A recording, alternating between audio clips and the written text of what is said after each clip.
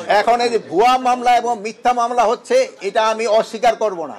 আমি এখনো বলি যে ভুয়া মামলা হচ্ছে এবং মিথ্যা মামলা হচ্ছে। আমাদের আইন শৃঙ্খলা পরিস্থিতি মোটামুটি আল্লাহ দিলে একটা স্যাটিসফ্যাক্টরি লেভেলে চলে আসছে। এটা আস্তে আস্তে আরো উন্নতির দিকে যাবে। অটো রিক্সা বন্ধে হাইকোর্টের নির্দেশনা দিয়ে ওইটা নিয়ে আলোচনা হয়েছে। বিজয় দিবস সম্বন্ধে আমাদের আলোচনা হয়েছে।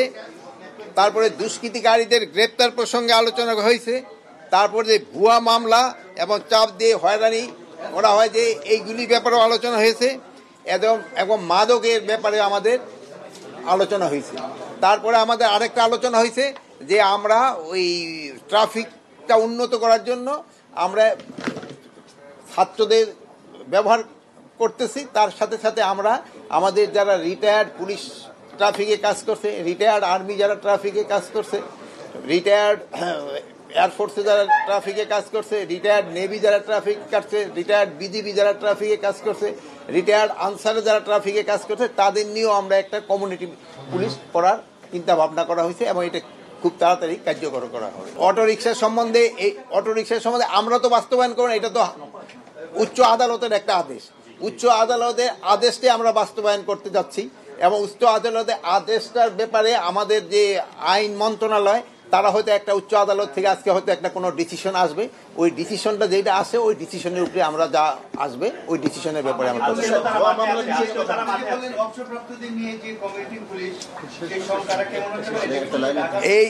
এই সংখ্যাটা আমরা এখনো পুরা নিরূপণ করি নাই, বাট হয়তো সংখ্যাটা হয়তো 500-400 মতো হইতে পারে, 400-500 মতো হইতে পারে।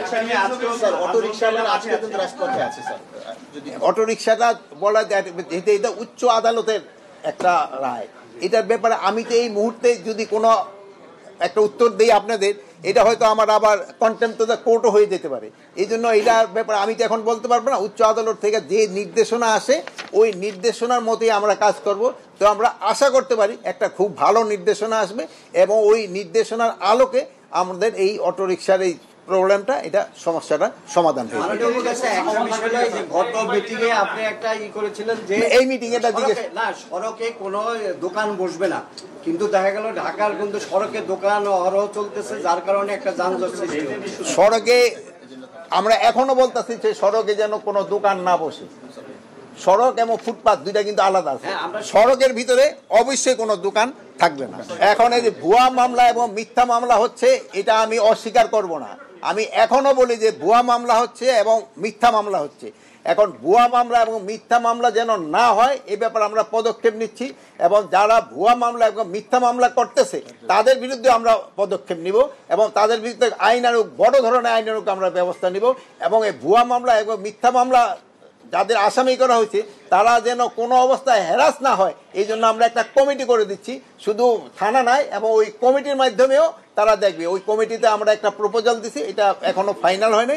হয়তো প্রতি জেলায় জেলায় হয়তো ডিসি সাহেব থাকবে, এসপি থাকবে, তারপর একজন লিগেল এইড থাকবে, তারা মিলে একটা নিরূপণ করবে।